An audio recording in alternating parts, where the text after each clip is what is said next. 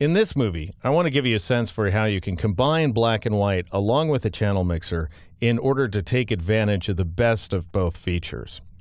So here we're looking at that infrared effect that we created a few movies back using the channel mixer. And as you may recall, we had posterization problems, and I didn't even address all of them. If you look closely in the upper left-hand corner of the image, you'll see that there's more posterization in the background, and we have some weird highlight details along the top of the younger woman's hair. So I'm going to go ahead and zoom out, and I'm also going to throw away this layer of Gaussian blur, because we're not going to need it. We're going to mask those posterized areas away. So I'll right-click on the word Smart Filters and choose Clear Smart Filters.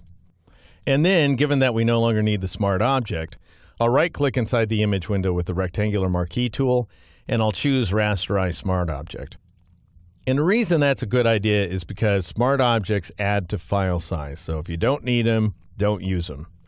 Now I'm going to turn off that channel mixer layer and click on it so that'll create the black and white layer on top of it. And you can either choose black and white from the black-white icon at the bottom of the Layers panel, or if you have the custom shortcut, press Control-Shift-B or Command-Shift-B on the Mac.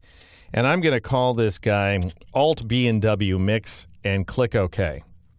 We could start with the preset infrared, which does get us someplace actually. However, it doesn't give us the cool effect we were seeing a moment ago, and we've got the posterization again, and very plainly so in the background woman's face. So I'm going to customize things using the Target Adjustment tool, and I'll start by dragging underneath the younger woman's eye. And that ends up, in my case, highlighting yellows, and I'm going to take that yellow's value down to 130. Then I'll click above the eye, which should highlight the reds. And indeed it does. And I'm going to brighten those reds to a tune of 60. And the only reason I'm working with round values here is so you can easily follow along if you want to. Then I'll drag inside the woman's jacket. And that, in my case, highlights the blues. And I'll take that blues value up to 50, as you can see here. And then from here on, I'll just adjust the slider triangles. Now notice if I crank up the magenta's value, I'm brightening up this background woman's hair, as well as portions of her jacket. We don't want to go as high as 300. That looks pretty ridiculous. So I'm going to take this value down to 70. The greens don't really resonate too much. You can see a little bit of action in a down left corner here, but not too much is going on. So I'm just going to match that same yellow's value, which is 130. And then finally, we've got cyans. And I'll show you where the cyans are located in this image. It's the earring. So if I crank up the cyan value, we're seeing the ring around that earring. And if I crank it down, it's turning darker. For now, I'm going to take it to, let's say, about 100. So these are the settings I'm going with.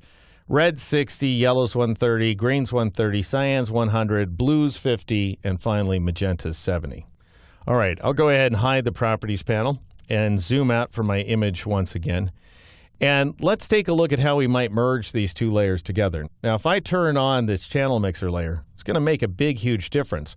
Whereas turning off the black and white layer does nothing. And that's because black and white doesn't have anything to work from after this point. It's just taking a black and white image and making it black and white.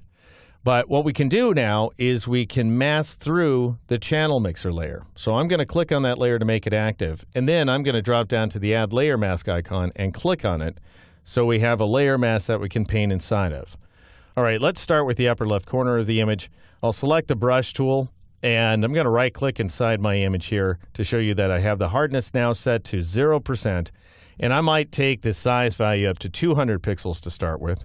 You want to make sure that your foreground color is black, as it is in my case, and then you want to paint away those areas of posterization, including those strange halos that are coming off the girl's hair. And I'm going to paint inside the background woman's face as well, because that's pretty heavily posterized. And I might paint down into this region of the image, scroll down here so I can see more of that out of focus background and paint it away. And I might paint inside of this region a little bit as well. I've got some details up here I need to take care of, so I'll go ahead and paint those regions away. So in other words, we're using the channel mixer layer where we need it, and we're painting it away where it's essentially causing problems for the image. I'm also going to paint inside the young woman's face, her chin, her nose, and up into her forehead as well. But I want to try to leave the eye alone. In fact, I might have painted over portions of the eye here. I'm going to press the X key and reduce the size of my brush and paint back in on that eye, because notice without the channel mixer layer, if I turn it off, she's got an awfully dark circle around that eye. So I'll go ahead and turn channel mixer back on. It's a little too bright right there at that location, so I'll press the X key to switch back to black and paint that back in. And then finally, we want the earring to brighten up, so I'll go ahead and paint over it as well. All right, now at this point, I'll just press the M key to switch back to the rectangular marquee. And I want to reduce what's known as the density of this layer mask. That is to say, rather than having the black portions of the layer mask absolutely hide the contents of this layer, I'd like them to mostly hide the layer. And you get to the density value by double-clicking on the layer mask thumbnail here inside the Layers panel. That brings up the Properties panel.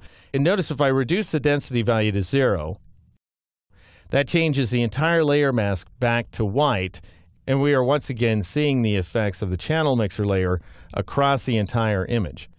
And if we change the density value back to 100%, then all of our black brush strokes are returned to black, and they're absolutely hiding the effects of this layer.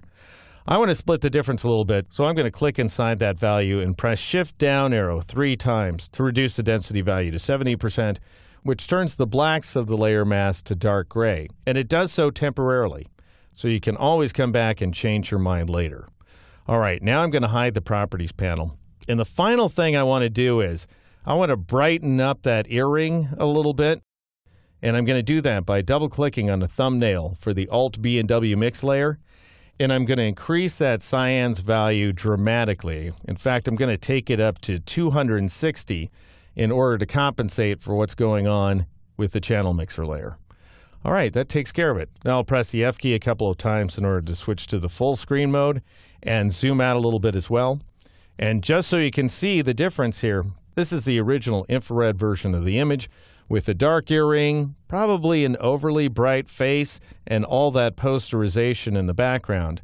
And this is the new smoother version of the image, thanks to a combination of black and white and channel mixer working together.